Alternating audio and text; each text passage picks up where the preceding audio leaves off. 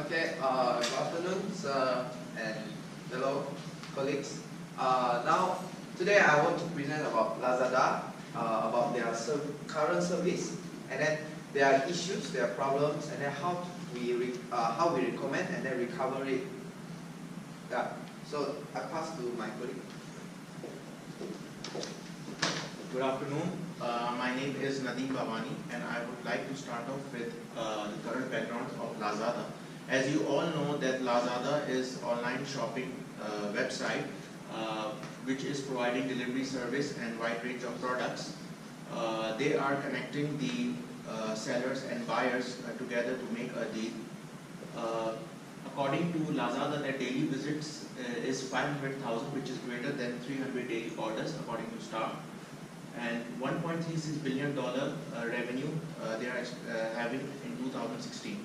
As you can see the graph, the product is mentioned in a product category wise. It's electronics, lifestyle, health and beauty, and fashion, in which 38% is the electronics. The products are majority sold in Lazada, from Lazada, and 39% is the lifestyle, which means the product category wise is lifestyle is more, which is 39%. And the rapid growth that Lazada has experienced from 2013 to 2014 is from 56 million to 79 million, that is 41%.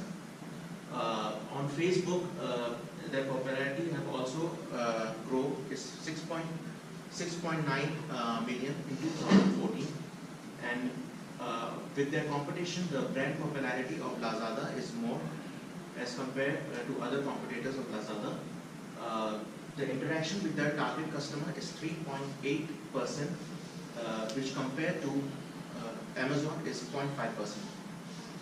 Their target customers are mostly adults, which are 25 to 38 years of age, and Asia Pacific is the region where they are targeting their customer more, which have income starting from 1,000 and above.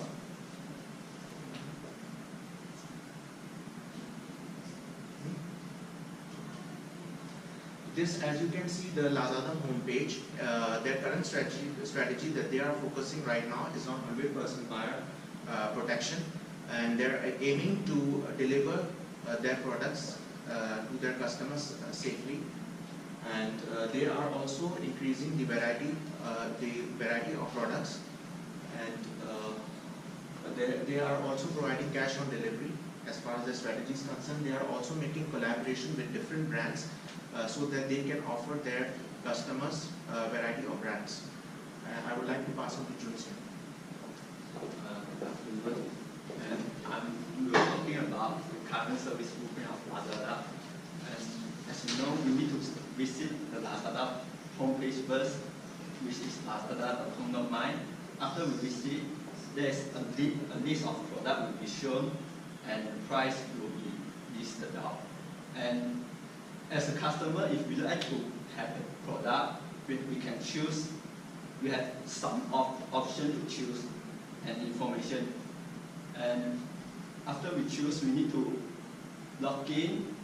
After that, you need to fill out the address and make payment. And Lazada have a list of payment method, which is like debit card or credit card, online transfers, and so on. After that, after the payment, they will give a track code for customer who can track their product. And then after that, when they receive their product, the courier need to have the code to identify the customer, which is the right customer to buy the product. Then when the issue come over, usually customer will call or email Lazada, and the customer care will answer the call and identify their complaint, and then they will start to investigate what the problem and collect evidence and prepare them. Then after that, they will give information of solution to the customer, and the customer need to follow the instructions that are given. So I will pass to my. So we have done the circle analysis for the Lazada. So actually a summary version. So for reality, and their promises are not being delivered. Okay, because what they promise is 100% satisfaction and then money back guarantee. But then so far we have researched about their promises, but it is not delivered because the goods received by the customers is like broken, late, counterfeit. So for assurance, yes, I'm sure that we encounter this one. It's a pop-up advertising and of course promotion.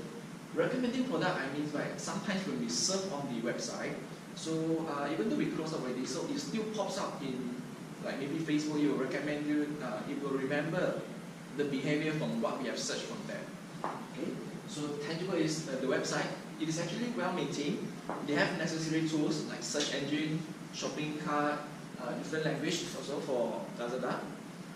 Empathy, they have an FAQ for quick assistance and a drop by message and call center, but then Lazada takes very long to answer their call. Okay. So the responsiveness is very slow. Customers complain that the emails are not replied, even though the workers, they have promised that they are going to reply between few hours or what, but then they still did not reply. While even though they reply, they still give the same excuses. They're trying to skip giving the solution part. Okay. So the next one is So I will talk about the problem area that Lazada currently facing. Although Lazada is well known and much consumer go into their website and purchase their product, however, they still have the problem areas in their service line that has to be fixed. So such as the late delivery of the products. The customer bought a product and then the Lazada promised that the goods should arrive in a specific of time, but however the goods arrive late, so it's considered as a late delivery, and Lazada does not give enough response to the customer about this issue. The second one is the poor customer service. Even the customer go and call their service hotline, but it takes a long time for Lazada to take their response.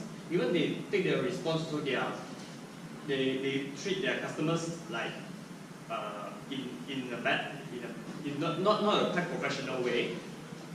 So the third one is the damaged goods. So some customer receive damaged goods from Lazada, or maybe some issue that the courier service has damaged the goods when they send the goods to the customer.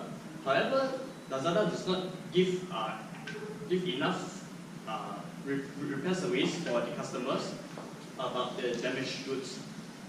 And then the fourth one is the counterfeit goods. Although Lazada is a lot of users can post their product to sell at Lazada.com. However, some users, they are selling the counterfeit goods on Lazada website, but some customers receive the goods, they found out that it's the counterfeit goods. So that they message Lazada about this issue, but Lazada also does not give the best reply for the customer about these counterfeit goods, and they did not repair the service for the customer. next. I'll pass to Rick. So we'll come to recommendation. So for the late delivery problem, so we recommend them to have an apologize call. So they do have an apologize call, but it is not every customer is covered by this apologize call. And then so when they are late, so they are recommended to give voucher code and then prolong the delivery period, because sometimes the late delivery is not the issue that they can control, because sometimes the item need to be the custom clearance, so that part it might affect the delivery period. Okay, and short distance the best courier, the courier which is always late, because they are having so many delivery service, the courier service, but then they can shortlist one, the best one, which have the best performance. And then the expected service is a full explanation of the service failure, like for the example, the custom clearance thing. They can explain to the customer that the item is due to the custom clearance, which is not their issue, which is they can't control. And avoid confusion by not over-promising and receiving compensation for their losses. This is the expected service from them. Okay, the second one. For poor customer service, like we mentioned before, it takes very long for Lazada to pick up their calls or reply the emails. Okay, so the first one is speed. We need to speed up by replying their calls, emails, and things. attend and follow up until the problem is resolved. Because usually they don't really follow up. Okay, you can try to call them, give them a follow up, like how's your problem, is it solved already? Okay, and regress. The regress thing is we call it like when, because they promises like the 100% money back guarantee, but the customers don't really get benefit from that promises. Okay, so when they have these promises, they are recommended to regress from what the customer wanted. Like if they have a counterfeit good or a broken goods, it is the best solution. Just give them the money back guarantee like they promised. Okay, the expected service is they need to be polite, understanding, informational, and problem corrected and solved quickly, which is going to boost up their customer service. And the company show empathy and compassion. Okay, next is damaged goods. How? Because actually Lazada has to make sure the goods that they are delivering is not damaged. But I will explain that later on. This one is for, because in service company we don't know like unexpected circumstances such as like accident, like they just accidentally drop or anything. So this is how they should do the proper procedure, like easy return policy and process. So here I take example from the competitors such as Zalora. So they give a return slip. So it's very easy for them.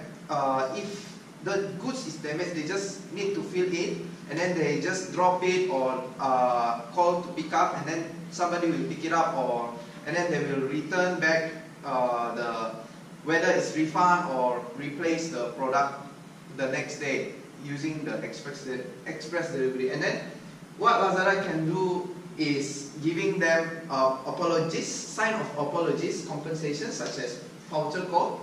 So the expected service is, of course, they want to be offered rectification, customer service, not blaming any party. Because Lazada, we noticed that Lazada always try to explain, but in a wrong way. They blame the third party, our courier service. We already shipped the product, but our courier service haven't given any updates, something like that. Yeah. And then how to deal with counterfeit goods is giving extra information on susceptible product. So such as not necessarily all products, because some people intend to buy fake products, but as we want to beat the counterfeit goods, we should give extra information on certain products, such as this one example I put NMD. So like these three traits of original boost or easy boost is here. So the customer could notice which is original or fake, and then if let's say it's fake and then they are not satisfied, they can report to the Lazada, and then Lazada can take law action towards the seller. And then another thing is implement checkbox between seller and buyer. One of the weakness of Lazada is they cannot contact the seller. So I think they should have a platform where seller and buyer could communicate about the products. Yeah. And then the expected service, assurance of originality of the products. This is the improved version of the service blueprint. So as we see here, the yellow filled box is the improved version. So at the list of products, they should have implementing the checkbox. Yeah. And then around here, I will enlarge it into the next slide. Okay. So when they contact the supplier, as you can see here, this part, they contact the supplier, ship the product, dispatch the driver. We found out that usually normal delivery fee does not include professional packaging assistance. So they should have set a new benchmark for product packaging and ensure every seller follow the rule to package the product safely, so there are no damaged goods. So like implementing the airbag usage, and then like the bubble wrap, and then polybag for liquid products such as perfume. Yeah. And then giving constant update to the customer, even though there are like service failure occur. And then at the customer care, Lazada has to improve on the speed, and then like they have to train the frontline customer care with very professional ways, such as like polite, non-contentious, like make less argument, and then they have to have the ability to identify which type of complainants. So they, such as like, because some people are like they just want to complain, another people just want to find trouble. So they have to be well trained to be encounter with this type of complainants. Okay, and then direct feedback information, and then they have to be informational as possible, and then acknowledge the complaint. This one is the same. And then another part here is the most important. Lazada has to assist and help throughout the process of the complaints. Okay, let's say like they want to return. Okay, usually Lazada just say hello, you just can download the slip form through this website, and then you can fill it, and then you can drop it here. They just giving possible solution, not follow up. So they should assist on how to fill out the form, and then everything, and then they have to keep constant update until the problem is solved. Because another fact, in the reviews page on the internet, out of 300 problems, the solved problems is only 50. So it's quite ironic to see. So I will talk about the benefits of a circle model. So the first benefit of a circle model is to help the organization to see the good and the bad of their service. And then the second one is to give a better method for the companies to solve their service problem. And then the third one is to identify the service components that leads to the customer satisfaction.